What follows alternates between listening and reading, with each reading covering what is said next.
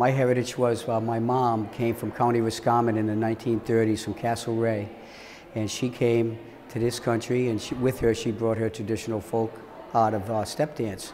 Growing up with the Irish songs and everybody's party pieces and the dancing, I just felt that was what you do, you know, and it was so part of my life that I wanted to dance like my mom, you know, and she started teaching me at the age of 8, so keeping the tradition alive.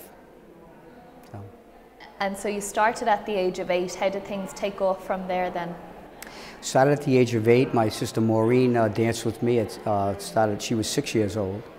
And we used to practice every morning before we went to school. We would practice in front of the kitchen sink. My mom would lilt, which is a form of voice mouth music that if you didn't have instruments in Ireland, they would use like some lilting like dum diddly diddly di diddly lum, and she would do MacLeod's reel.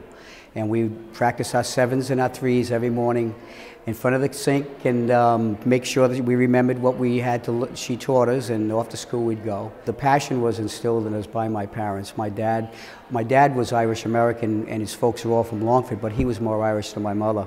He was so in love with the culture and the tradition that it was hard to tell who really came from Ireland. So fast forward to today then, winning this award, what does that mean for you? Well, it is certainly something that took me by surprise, and I really wish my mom was around to really appreciate that. She was 93 and passed 2 years ago, and hello to her only surviving sister in Ireland, Annie Gallagher, who I hope will be watching this.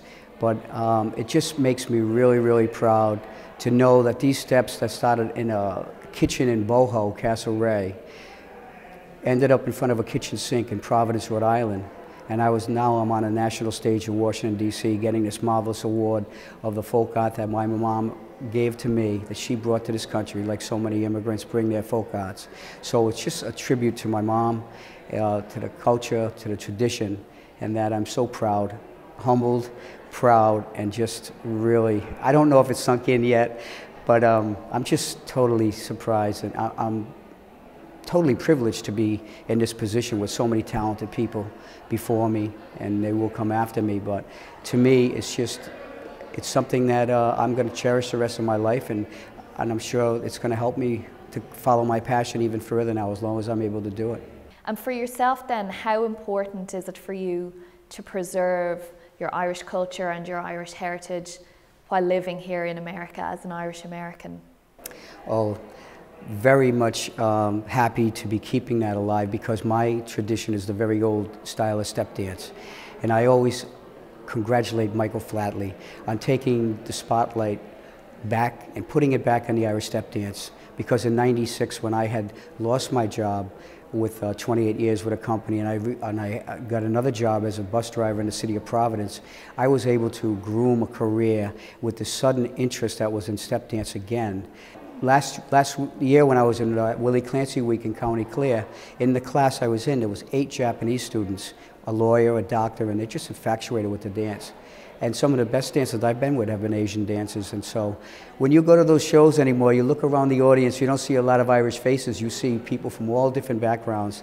And so it's great. I'm proud as an Irish American to just continue on with the tradition that was passed down to me. And now I've passed it down to my daughter Shannon, who is also teaching. So keeping the lineage going, I'm very proud to.